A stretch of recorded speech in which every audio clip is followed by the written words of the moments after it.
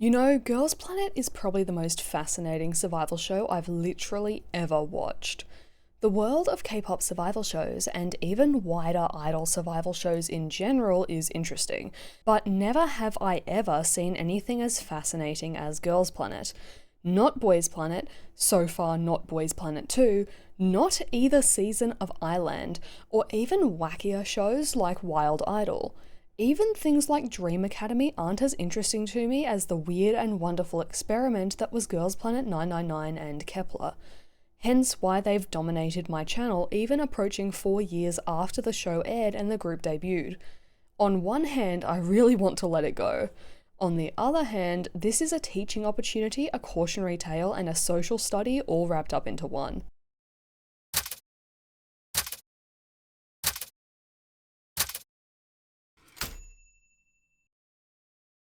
In part 1 of this minisode, I gave some background for why I want these kinds of minisodes to exist, and of the show Girls Planet 999.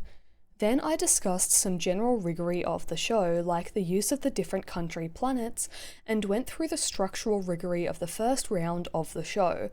In this minisode, I'll discuss the rest of the show and then discuss the final group, who ended up where they were supposed to, who didn't, and the consequences of this riggory on Kepler. Similarly to the last video, this one has a trigger warning for Xenophobia, Xenophobia, and other classic Mnet things, like mistreatment and manipulation of trainees, opening trainees up to online bullying, overworking minors, and the sexualization of minors, and so on.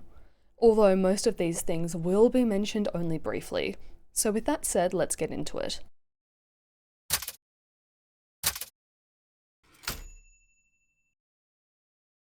We finished off the last minisode at the end of the first round, so now we move on to the second round, which is basically more of the same.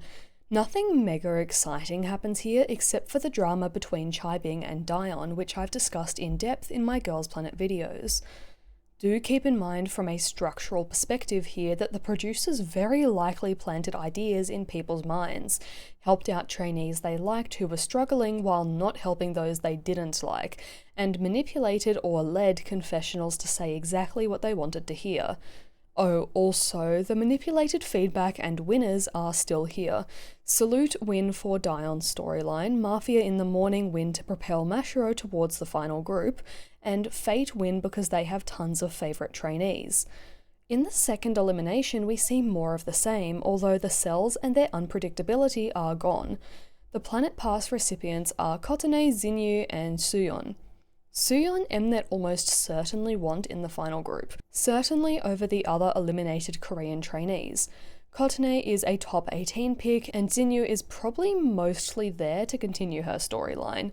There were no Chinese trainees Mnet actually liked eliminated here, so Xinyu was just kind of the best option by default. In this third round, they removed the country limit from songs. This was done for practicality to allow them to shuffle trainees more easily after the second elimination, and from a more manipulative perspective allows them to mix and match trainees as they see fit. Something interesting I've never seen anyone mention about the original song segments of these shows is that fans supposedly choose which trainees join which group based on which song suits them best, but Mnet doesn't show these votes. Literally nothing is stopping them from seeing that Eugen's fans think she suits You plus Me and just sticking her in shoot anyway. Maybe Eugen was a bad example, but still. Like, surely Bahie's fans would have stuck her in You plus Me. I have no clue, and neither do any viewers of the show, because we don't know what everyone else voted for. Hence, Mnet can botch groups to create stronger groups like Snake and weaker groups like Shoot, allowing them to manipulate storylines later, making Eugen and Ran the main characters of Shoot, giving Dion a bunch of Chinese trainees with a potential grudge against Chaibing to work with, putting Xingqiao in Utopia, etc. I wouldn't even be surprised if they manipulated who got kicked out of each group to go to You plus Me, with the purpose of creating a stronger You plus Me team with a lot of trainees they like and want to highlight more. It's extreme, but at this point I wouldn't be surprised. They also obviously styled trainees differently based on their agendas. For instance, they don't want Bahie and don't care that much about Wonje, so those two got worse outfits compared to main characters like Hikaru, Dion, Yanning, and Ruchi. Wonje literally looked like a backup dancer in Snake. It was sad. Anyway, U plus Me team win, which is partially to give them a nice underdog storyline and to shock people who thought Snake team would win. I mean, Snake couldn't win, they had too many Chinese trainees, but still. An added benefit of U plus Me team winning is that it lets Mnet highlight and give extra points to Youngin, Shana, Suyeon, Mashiro, and Kotane, all of whom Mnet likes, but who aren't as popular and thus not as guaranteed to survive as many of the members of Snake team they like the 3 original centers. It especially gives them the chance to show how versatile Youngin and Shana are, 2 of their prime options for main vocal, and to highlight Suyeon's versatility and stage presence, Suyeon being someone they really want in the group. They don't have any real reason to make Shoot or Utopia win, and U plus Me has a superior underdog storyline compared to either of these 2 teams. So U plus Me is the obvious choice to complete all of Mnet's goals. Shock people, highlight trainees they like more and give them more points, and continue storylines.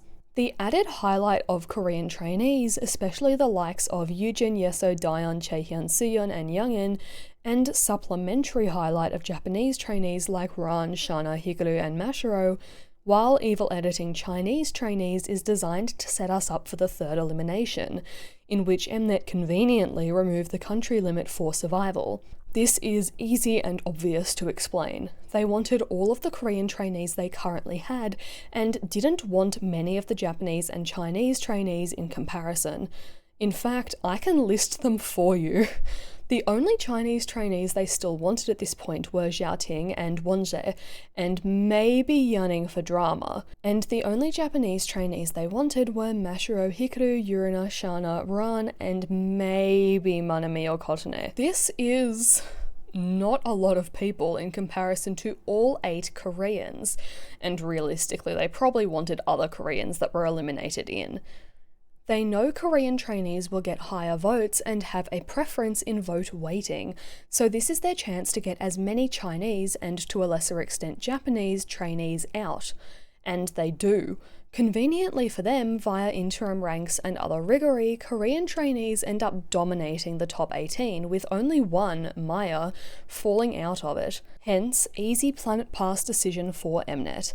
I've said it before and I'll say it again, it is insane how literally 0 Korean trainees were eliminated in this round, and that's a testament to the power of Mnet's riggory. Also, this is the round in which the Dion's house saga happens, which is obvious riggory towards both Dion and to a lesser extent other trainees that are highlighted like Hikaru and Mashiro, but you already know about that. This pro-Korean riggory continues into the final round, where Mnet reinforced the idea that there is no planet limit in the final group, and also no planet pass.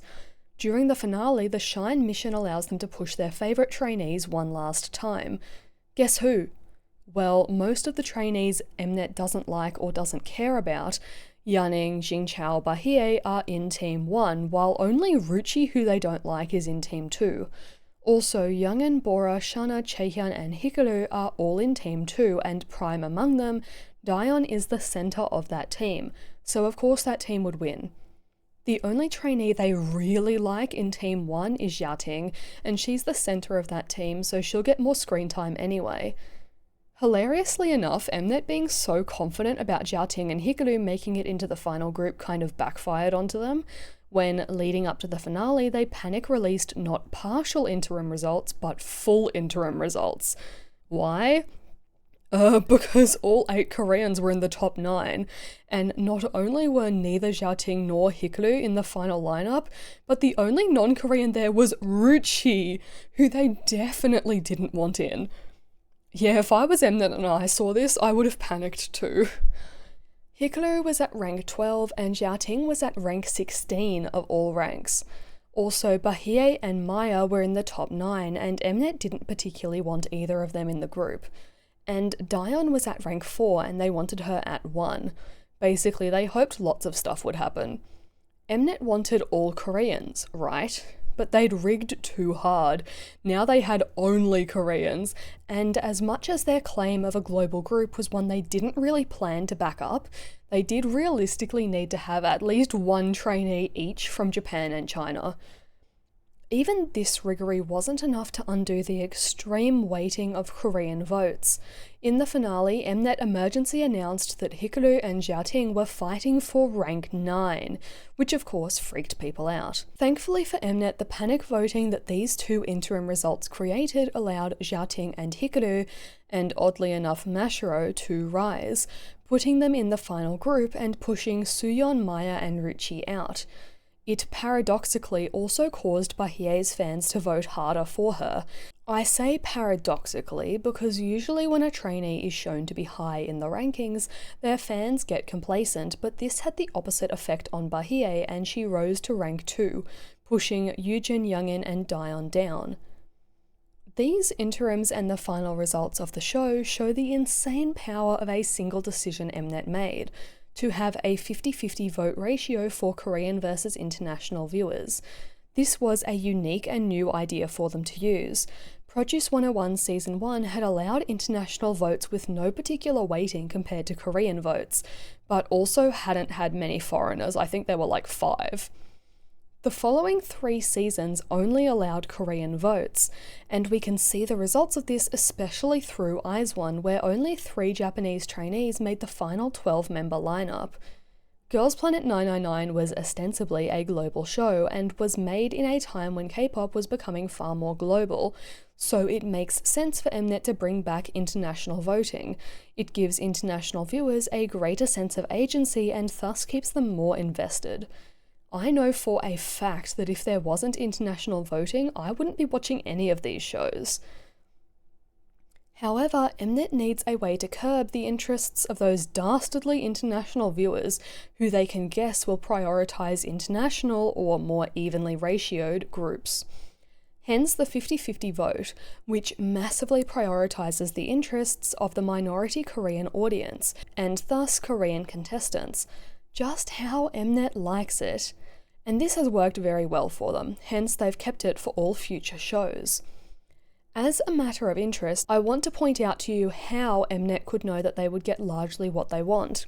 Yes, this is the first round of only 1 picks, hence it's a bit less predictable than the previous rounds.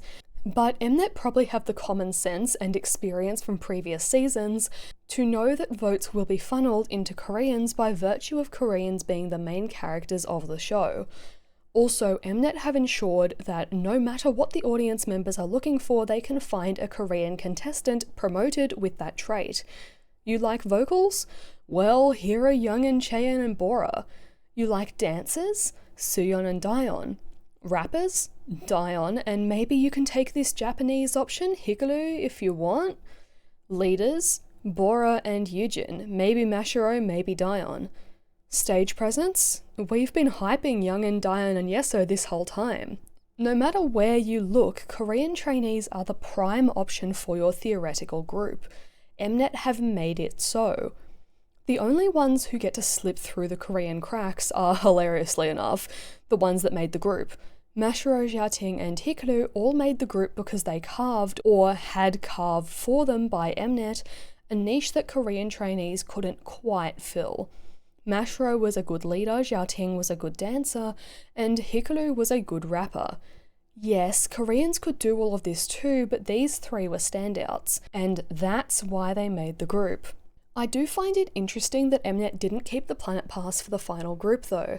It would have been a great final save that they could use for Xiaoting or Hikaru, or for Suyeon if they wanted another Korean. But I guess they decided it was more dramatic to not have one, and that it could lead people to think they were rigging things. Note that they didn't keep it for the experimental Girls Planet season, which pretty much had the sole job of distancing Planet 999 from Produce before Boys Planet, but they did bring it back for Island 2, which was extra distanced from Produce and already had producer picks in the first season. Mnet aren't stupid, they know what producer picks look like, and they look like Riggory. That's probably why there was no Planet Pass in Boys Planet. The show was already looking more like Produce than Girls Planet, and Riggory producer picks would have made it possibly a bit too suspicious. So yeah, we've reached the end of the show and the end of the Riggory for this one, and that was a lot. Thankfully, the Boys Planet videos, when they come out after I finally make my way through Produce, won't need the same recap of the Riggory of the demo stages and the nature of international versus Korean trainees, because this is getting way longer than I expected. Actually, I should have expected this. I've left out a lot of detail to make this as short as it is, but just because I left out those details doesn't mean they're not important aspects of Riggory to note. For instance, I didn't talk much about the interim rankings or the use of specific camera angles and music, the specific storylines of trainees, or the use of confessionals and the glorification of rank 1. There are so many tiny details throughout the show that I could never hope to discuss them all, not even in 100 hours worth of content. So today I've focused on the more structural decisions that would have affected most or all of the trainees on the show, not just individuals for the most part. So with that said, what were the larger consequences of the Riggory? I mean, this was all to make a group that Mnet liked as much as possible, right? Was it successful?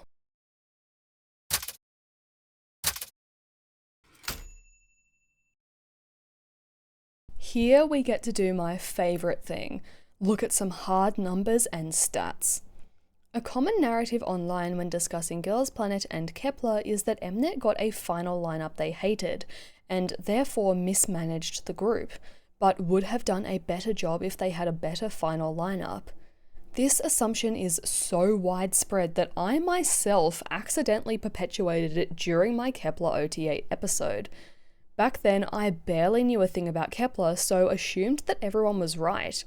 But as I've become more interested in them and they've become a borderline alt group of mine, I've been able to see that this narrative is just that.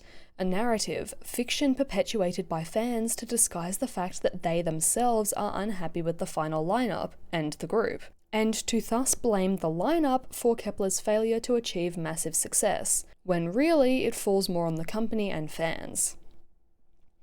The reality, as far as I can tell, is far less exciting.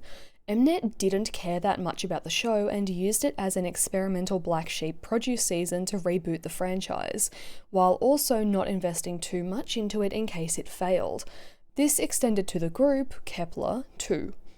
Kepler were always supposed to be experimental, and I can practically guarantee to you that Mnet would have managed them the same way regardless of who made the final lineup, because contrary to popular opinion, I believe they practically got their ideal lineup. And if this is how they treat their borderline ideal lineup, how would they treat a lineup they hated? I mean, probably the same, but you know, maybe they would have hated them more. In fact, as you will see if you watch the second part of my Girls Planet 999 episode, I think Mnet got almost everyone exactly where they wanted them throughout the show, which shows how insane their Riggory tactics are, and how well they understand their audience after so many years, so that even without the ability to rig the numbers of votes, they can manipulate their audience this much. Out of the roughly 36 trainees I discussed in episode 11, which had some level of a storyline, I reckon that Mnet got about 27 of them exactly where they wanted them. And most of those 9 people they didn't get exactly where they wanted were people like Jia and Yeyoung, who they wanted to be in the top 28, not the top 54, but who they didn't really want for the final 18 or the final group. So the discrepancy between desired and real final rank for these trainees is pretty negligible in Mnet's book. Furthermore, I reckon that Mnet got 15 out of 18 of their ideal top 18, and like 7.5 out of 9 members of their ideal Kepler lineup.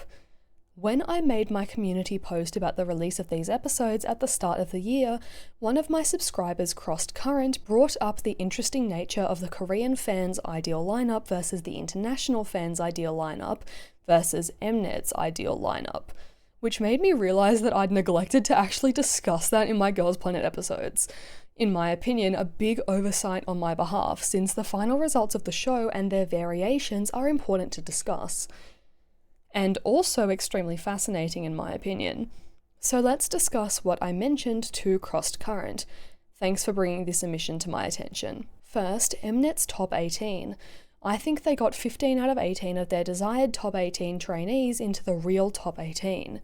Most of these trainees would either be 1, their desired Kepler members, duh, or 2, people like Maya, who they liked and wanted to highlight but didn't particularly want in the group, although it would have been fine if she made it in anyway. There is only one person they wanted in the top 18 who fit in neither category, Yanning. Yanning they wanted in the top 18 to scare people that she would get into the group after her evil edits, and to cause a buzz and controversy. But of course, they didn't actually want her in the group, and the 50-50 vote ratio worked well for them there. She would have made it in if Korean votes weren't so heavily weighted. I think the only people they didn't want in the top 18 were Xingqiao, Richie, and Bahie, and I think they would have replaced these trainees with Manami, Ran, and either Kotane, Zian, or Jia if they could. Now let's talk about Kepler. As I mentioned to Crossed Current, there are only sporadic sources online, so all of this is only to the best of my knowledge. Based on combined total votes with no weighting, the final lineup of Kepler, as has been thrown around a lot online, would have been in order: Bahie, Mashiro, Yujin, Youngin, Jiating, Yanning, Ruchi, Hikaru, and Chaehyun, for a lineup of 4K2J3C. In terms of international preferences, based on international votes alone, the lineup would have been Bahie, Mashiro, Youngin, Yanning, Ruchi, Jiating, Yujin, Hikaru, and Chaehyun, for a lineup of 4K2J3C. The Korean ideal lineup based on their votes would be Chaehyun, Daeon, Yujin, Maya, Yeso, Suyeon, Bahie, Youngin, and Hikaru, for a final ratio of 8K1J0C. This shows the huge discrepancy between international and Korean preferences, and indicates how 1. Korean fans will massively prioritise Korean trainees, and 2. how in order to get into the group, any trainee should far prefer a large Korean fanbase than a large international one. You can see how the international lineup is very similar to the unweighted lineup, since, well, there are far more international viewers than Korean viewers. But as soon as the Korean votes weigh more, wow, suddenly the Korean trainees rise to the top and the international trainees fall. With the power of Korean votes, both Daeon and Yeso secure their spot in the group, and Chaehyun rises from rank 9 to rank 1, while Mashiro and Jiating fall significantly, and Ruchi and Yanning fall out of the group entirely. This shows the insane power of the 50-50 system and how it benefits Mnet. In this case, it removed 2 Chinese trainees they didn't like and replaced them with 2 Korean trainees they did like.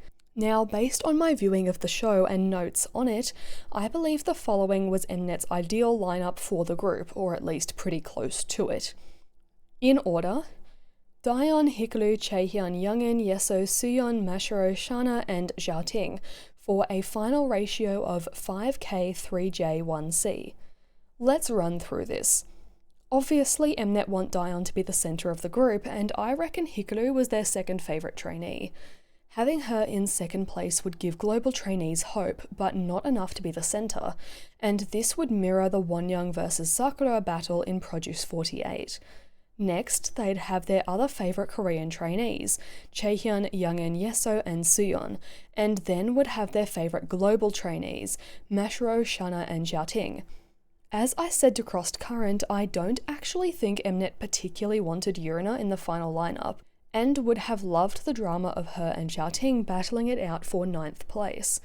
They also definitely didn't want Jiating to rank high because she may be their ideal Chinese trainee on this show, but she's still Chinese. I also think she's literally the only Chinese contestant they actually wanted in the final group, showing how, time and time again, Mnet is solidifying my belief that Chinese trainees should just be removed from these shows for the sake of their own mental health and public image. But Mnet would never do that because they like the views and drama that their evil editing brings. Now, obviously, I think that from watching the show, this is Mnet's ideal lineup, and I think this also makes sense for them to do in terms of group synergy. All of these trainees are at least somewhat versatile and would do a good job with the songs that Mnet would have planned for Kepler at this point. Concepts in the realm of Wadada, Mask, Up, The Girls, and We Fresh. Can you imagine Suyeon and Shana doing Mask and The Girls? That would be so cool. This lineup also has a nice distribution of rappers, Daeon, Hiklu, and maybe Youngin and Suyeon, vocalists, Chaehyun, Youngin, and Shana, and dancers. In fact, all of the members are good dancers, and 6 out of 9 of them are at what most people would consider main dancer level. They also have what I reckon most people would consider as nice, cohesive visuals, and of course, Yeso and Xiaoting are lauded as visuals across the K-pop internet. They also have several stage presence monsters who could adapt to various concepts. Suyeon, Xiaoting, Daeon, Hiklu, Yeso, and Youngin have all been praised for their stage presence and cover a large range of concepts: bright, elegant, dark, hip-hop, uplifting, sad, and so on. Also, they have several all-rounders: Youngin, Suyeon, and Daeon. The more I talk about it, the more I feel certain that this was their ideal lineup. Everything just fits together, and all of these members bring something to the Kepler table. I'm kind of wishing for what could have been now, especially considering today, at time of writing, is Lapalis's 3rd anniversary. Rip Lapalis. Now, I also mentioned to Crossed Current that I think Mnet would have been perfectly happy with Bora, Urina, and or Maya making the group. They liked all of them, but not enough to put them in the final lineup. The only Chinese trainee they wanted was Xiaoting, but they would have been meh about either Wonjae or Jingchao. Obviously they didn't want either Ruchi or Yanning. Finally, I think they actually didn't want either Yujin or Bahie in the group, beliefs backed up by how they're kind of background members in the current group, but they would have been happy with either of them making it in for clout reasons. And that's exactly what they've done, used them for clout. So yeah, despite popular belief, I think that Mnet's Riggory was successful enough on this show that they got almost everyone almost exactly where they wanted them. This experiment was definitely successful. That said, this Riggory did still have an effect on Kepler, even if it wasn't in how Mnet treated them. This effect is similar to the one we saw with Isna. Mnet's Riggory was so obvious, in some ways at least, that it led to a very divided fandom and tons of hate being sent to various members by fans of other contestants. Obviously, we have the whole Bahie OT8 thing, but that's not actually influenced by the Riggory, just by the nature of the Bahie discourse. The far greater sufferers of Riggory in Kepler are Daeon and Xiaoting, and to a lesser extent Chaehyun. Daeon was the most obviously rigged person in the group, so received the bulk of the hate, and continues to receive that hate to this day. Xiaoting is sent hate mostly for being Chinese, but I've also seen people hate her for having fallen so far, basically using her low rank to discredit her skills. Chaehyun experiences the opposite issue. Her high rank is often used to discredit her, since her haters claim she doesn't have the stage presence and vocal skills to be the main vocalist and center of the group. She, Yeso, and Daeon were also the most advantaged by the 50-50 ratio, so they get hate for that to some extent. Bahie does come into the Riggory conversation when Yurina, Doa, and Bora fans complain about how she got into the group over them, and when Xiaorina fans complain about how their faves were disadvantaged by the 50-50 vote ratio. Like, guys, Bahie was disadvantaged by that too. Most of her votes were international votes, and she would have easily been first if it wasn't for the ratio. Speaking of, that's another way the ratio worked well for Mnet. If Bahie was first, I think Mnet would have had a heart attack. The Riggory hate is a far lesser concern for Kepler than for Isna, since most people just decided that Kepler wasn't rigged because the lineup was supposedly bad, which is hilarious. Kepler were mega rigged, just not in the ways people expected, and the lineup isn't bad either, but I guess people were just too wrapped up in hate to see that. The only real points of Riggory that I see people complain about as Riggory to this day are Daeon and the 50-50 ratio. So yeah, it affected the public perception of Kepler, but was just one of many, many issues the group faced, and is, in my opinion, a far lesser issue than the fact that Mnet gave up on them as an experiment before they were even formed. So with that, it's time to wrap up yet another 2-part minisode. On the bright side, I have hope that since I spent so much time here just establishing the methods of the Planet series, the inclusion of international trainees, and the 50-50 ratio, I can speed through those when discussing Boys Planet.